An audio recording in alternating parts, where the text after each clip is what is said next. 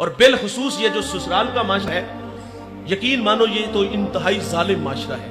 میں نے Cambridge university کی ایک ریسرچ پڑھی ہے، وہ کہتے ہیں 60% بچیاں سسرالی رویوں کی وجہ سے دکھی ہیں۔ بہو سے چینی کا کپ ٹوٹ جائے نا تو ساس کہتی گھر سے لائی ہوتی تو تجھے قدر ہوتی، جو ماں نے دیے ہیں وہ استعمال کرو۔ کسی بات پہ جھگڑا ہونا تو ہم کہتے ہیں بلاؤ اس کے پچھلوں کو، تڑ تڑ زبان چلتی ہے، یہ سکھا کے بھیجا ہے۔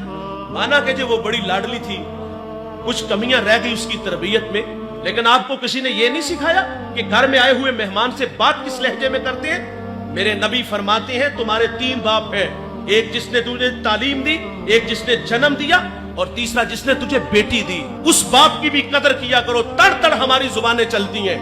اور آخر پہ وہ ہاتھ جوڑ کے کہتے چلو جی ایک دفعہ معاف کر دو، اپنی پگڑیاں اتار کے قدموں میں رکھتے ہیں، بوڑھی ماں دوپٹہ رکھ دیتی ہے، اور پھر وہ رونق بھرا لہجہ سامنے آتا ہے، یہ آخری بار ہے، آئندہ ہوا تو اس کو اپنے گھر میں رکھنا۔ اور پھر وہ بوڑھے اپنی بیٹی کے آگے بھی ہاتھ جوڑتے ہیں۔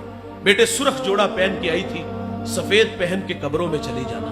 وہ بیٹی بھی کہتی یہ کیسے ماں باپ ہے، پہلے میں رسوا ہوئی پھر میرے سامنے انہیں رسوا کیا گیا، کبھی تو میں گھر کی رونق تھی، جگر کا ٹکڑا تھا، کیا یہ مجھے 2 وقت کا کھانا نہیں دے سکتے، رہنے کے لیے ایک چارپائی بستر نہیں دے سکتے؟ وہ بیٹی کو سمجھاتی ہیں بیٹے طلاق یافتہ بیٹی کو ہمارا معاشرہ قبول نہیں کرتا۔ ہم کہتے ہیں ضرور اس میں کوئی نہ کوئی غلطی ہوگی، اور کبھی اس کمینے سے بھی پوچھا جس نے طلاق دی ہے؟ لوگ ہمارے پاس مسائل لے کے آتے ہیں، کوئی اتنی بڑی بات نہیں ہوتی، چھوٹی چھوٹی باتوں پہ طلاق دی جا رہی ہے۔ اور پھر بوڑھے ماں باپ یہ بھی کہتے ہیں بیٹی اگر تو طلاق لے کے آ گئی نا تو تیری 2 چھوٹی بہنیں ابھی گھر میں بیٹھی ہیں، ان کا رشتہ کون لے گا؟ اور کچھ بیٹیاں ایسی بھی دکھی ہیں میرے بھائی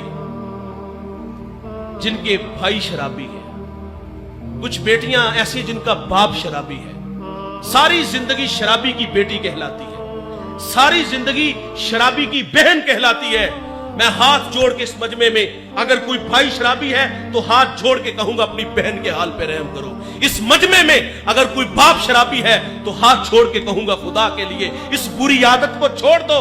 وہ تو پہلے ہی بڑی دکھی ہیں، لیکن ہمارے رویوں کی وجہ سے انہیں ساری زندگی تانے سہنے پڑتے ہیں۔ اور کچھ بیٹیاں ایسی جن کے ہاں اولاد نہیں ہوتی، ہم کہتے بیٹے اس کو طلاق دو، تیرے لیے لڑکیوں کی کوئی کمی نہیں ہے، اور یہ کوئی گڈی گڈے کا کھیل ہے بھائی، یہ ٹشو ہے جسے یوز کیا اور پھینک دیا۔ ہمارے گھروں میں بیٹیاں نہیں ہیں، یہ آزمائش ہماری بیٹی پہ بھی تو آ سکتی ہے۔ اور اگر صرف بیٹیاں ہونا تو ہم پھر بھی نہیں جینے دیتے۔ اللہ نے مجھے بیٹی دی، میں نے اللہ سے مانگ کے لی۔ ساتھ والے کمرے سے رونے کی آواز آئی تو میں نے اپنی ساسو ماں سے عرض کیا کہ دیکھیں خیریت ہے، ماں چل بسی یا بچے کو کچھ ہوا؟ وہ 2 لمحوں کے بعد واپس آئی تو آگے بتا دی 4تھی بیٹی ہوئی ہے۔ اور کیوں تقدیر سے الجھتے ہو یار، ہم تو ایک انگلی بھی نہیں بنا سکتے، وہ مالک ہے کسی کو دے یا نہ دے، بیٹیاں دے بیٹے دے یہ اس کی مرضی ہے، بیٹیاں ہو تو پھر بھی نہیں جینے دیتے۔ یہ ہمارے رویے ہیں۔ میں اس بڑھیا کو آج تک نہیں بھول سکا۔ میں ایک فیصلے میں تھا تو میں نے بات سنی تو کوئی اتنی بڑی بات نہیں، میں نے کہا چلے جی جانے دے، یہ بھی بیٹی ہے۔ تو آگے سے وہ اس بڑھیا نے پاؤں سے جوتا اتارا اور اس کے بھائی کے منہ پہ پھینکا، اور کیا کہا کہ جتی پوری آئی نہ آئی تے لا کے سر چھڑی۔ ایک عورت کے بارے میں کہہ رہی ہے، اس کے گھر میں بھی تو بیٹیاں ہوگی، وہ بھی تو کسی کی عورت ہے۔